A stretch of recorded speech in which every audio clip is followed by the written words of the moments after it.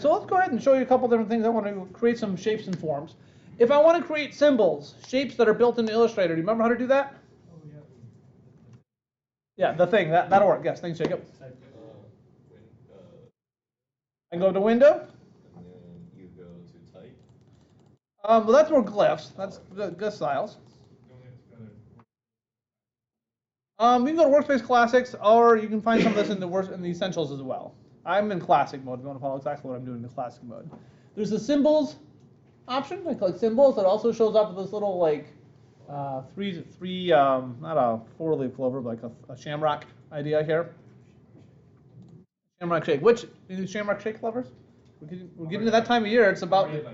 You're okay. I'm like they're already coming out. So just make sure he gets his daily or weekly shamrock in there while it's still around. It's like a bi-weekly. Yeah. Okay. And then they go to into March 7th, 18th, 19th. They kind of just disappeared. So make sure you get them in if you're a shamrock shake lover. Oh yeah. So your symbols. You've got your different symbols. I'm going to go ahead and find different symbols. Some of these objects we looked at on the bunny project, where you actually brought in different symbols, and you brought in shapes in your symbols.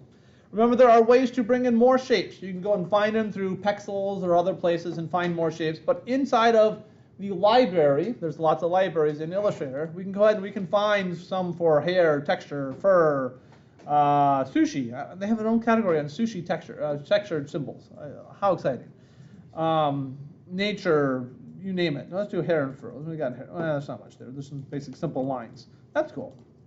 There was one I was playing with earlier just to kind of prep some stuff. Let's bring in some mad scientist. That's great. Let's bring in pi. And we'll find maybe another, bring in a bug. All right, so I brought in a couple symbols. Just double click into them and they actually appear on your artboard.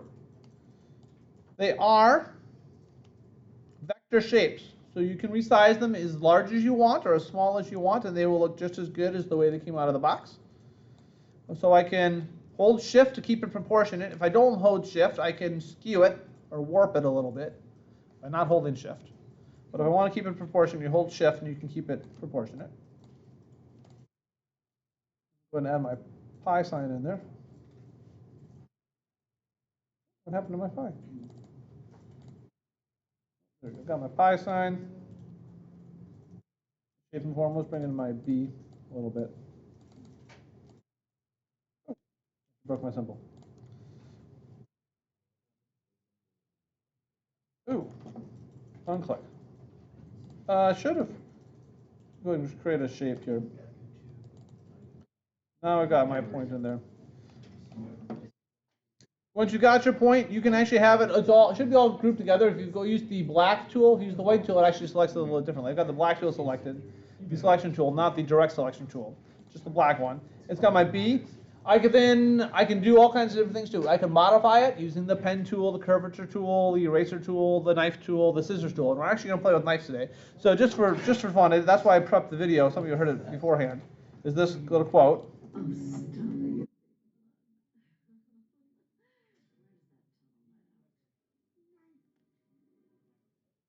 Knife. Nice. So the one famous quote from Tangle. We can bring our knife. So, bring my object. I'm gonna go ahead and. Dinner if you're interested. I'm vegan, Walter. That will be on the recording. My apologies. Wow. That'll be on the recording? Yeah, I'm recording that, unfortunately. So here we got my shape. I can go ahead and I can right-click on it, and I can ungroup the items if I want to ungroup it as a whole. So now I've got different things isolated, ungrouped. I can isolate just portions of the bee, or the hornet, I guess, specifically. Let me go back to that. If I have my object, I'm going to go ahead and select my object. Once my object is selected, I can do some different things to it. We've talked a little bit about the eraser tool, but I do want to go in more detail. The eraser tool, I can make the bracket keys next to the letter P will allow it to become bigger or smaller. They're like shortcuts, so I can make a bigger eraser or a smaller eraser. But I could actually start to erase. Let's just take off as antennae. That's so evil, but we'll do it. I can erase the antennae, and they actually go away. So you can actually start to take out something of an object. I'm going to just create a hex tool as well, which goes along with that hornet bee wasp area. But now I have two different objects. I can take, and I just erased his antennae. The eraser tool, I can also use something with the scissors or the knife tool. The scissors tool is a little different. I'm going to do this on the shape here of this actual, it's a little harder with a complex item, so I'm going to do it for starters in a simple hexagon. So come up to my scissors tool, and if I hover over, I want to actually click somewhere where it intersects. If I just click somewhere where there's no lines already selected, it won't actually do anything. It'll give me this error message. But I want to go ahead and click on the actual lines, and it'll actually snip from that line, and let's go ahead and cut it to this line. And what it's done when I've done that is now it's actually cut a point from where I clicked over this one spot to this spot. It's actually cut, like you take a scissors and just cut the paper into two pieces. So whatever your object is, let's see how it works with the cute little bee. It might not work very well because there's so many points in here. Because there's multiple different pieces. I don't think it's going to work the same. It don't work the same. More simpler objects that'll work to cut something. Or, in some easier ways to use is the knife tool. The scissors you can cut from any point to point. Or the knife tool, I can actually, like I'm taking a brush, I can use the knife tool and I can just click and drag a line, and it's actually going to show you the path that you're cutting this object in. So I can cut it up in multiple points. I've taken, and it only works on what's selected. I only have this one shape selected, so it didn't do it to any of the other parts. It's not actually selecting the bee. Now, if I select the bee, it's be interesting with the complexity of it. I start to slice up the bee. And now I've got my bee, if I ungroup it here. Group it again, because there's multiple groups inside here, and ungroup it the other third time. The bee has been dissected. Chunks of it into different sections. So a more complex object it's more difficult to see because it's got 3 or 4 different sets of groupings in here. But any shape, a simple object or a more complex shape, you take your knife tool and it's literally like you're taking a serrated blade and you're cutting your loaf of bread. And wherever you put that serrated blade, it will cut that shape or that object or that symbol or whatever you've created. Which is partially why I chose, I know this isn't be bad, my pie here. I'm going to cut my piece of pie. Oh, I'm sorry. Some of you it just came out hard. So I couldn't resist. So you got your pie, and then you can go ahead with your knife and you can start to cut up the pie in many different ways. I'm going to ungroup that. Now I've got my ungroup it again. I've got it cut into different pieces. Different shapes of the pie.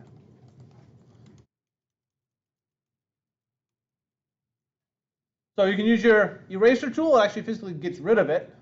You can use the scissors to cut between one point and one point in a shape. The knife tool lets you cut in any way you want to break up any shape you have in as many places as you can take out the blade. Questions so far?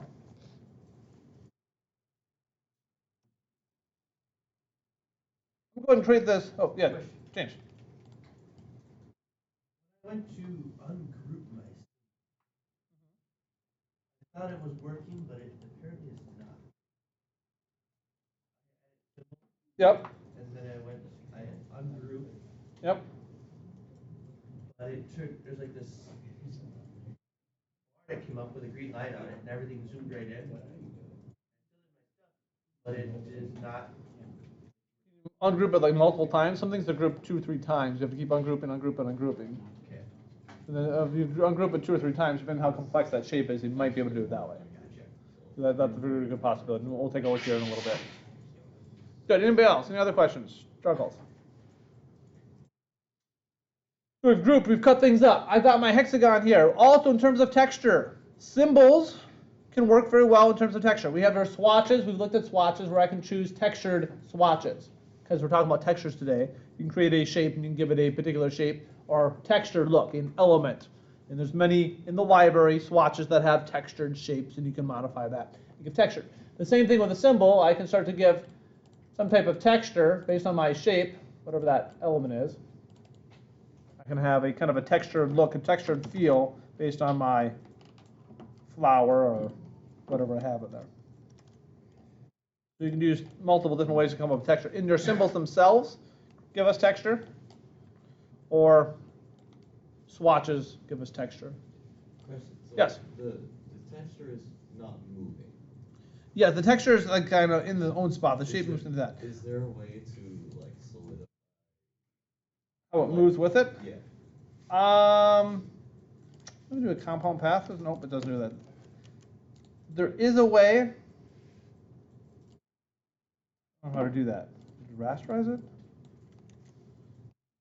Oh, this is not a shape. I can't. If it's text, I can do create the outlines. Then it'll stay. But it won't work. I'll have to look into that. There's a way to do it, but it's a little more complex to get that way set up where it actually will. So it remembers that exact pattern. Otherwise, yeah, you see the texture is not moving. It's moving otherwise. I'll look into that and get you back to you on that one. There's a way. It's just a little more complex. So textures could be in your swatches, could be in your shapes themselves. There's a lot of different ways to go about it. So the last thing we're going to cover today, we only have a few minutes left, but it's unrecorded, so you'll be able to watch it later if you so choose. Go into the text bar. If you go to the text type tool, it looks by default just looks like the little T for text called the type tool. By default, that type tool allows you to just go ahead and create a box and then to create text. You've probably done that at some level already now. And you create a text or a glyph, like we looked at the last exercise or two. It's a text. I can also create, if I drag it open, a area type tool or a type on a path tool. So I have an area type tool. I have my shape here. I hover over it. Notice that the box kind of, you can see it gets a certain highlight to it. And so it knows that this is now connected to the shape. I click. Oh, I'm going to compound. I'm going to get the right spot here. Find a path in there. And once I click a path, that's the key here. You can't just click anywhere in the shape. I have to hover over till I see a path. Once I see a path in that line, I click it. Oh, as long as I have my type tool. And it fills that entire shape right now with filler text. But I could give me the best class in the world with the most humblest of teachers or whatever. And put the text in there. What's that? I wrote a book about it. So, anyway, it's hard to be humble. It is. So you have your size of font can then put into that shape. So text can fit into a shape. Or let's go ahead and I can create a line. I can create it with a brush or with anything. Let's go ahead and just create a brush. And just create just kind of this random line. It could be a shape as well, so I'll create a shape. Let's just do a box. Or it could even be a symbol. Let me create this. I don't know very well the B. Create this shape to it. Whatever shape that is, textured element. And I can then go up to my type tool, go to type on a path. And I can hover over that shape. Oh, it's not going to work with some of these more complex elements. And I can start to put type on that path. I go to my type tool. I'm going to hover over this line that I created. I can start to put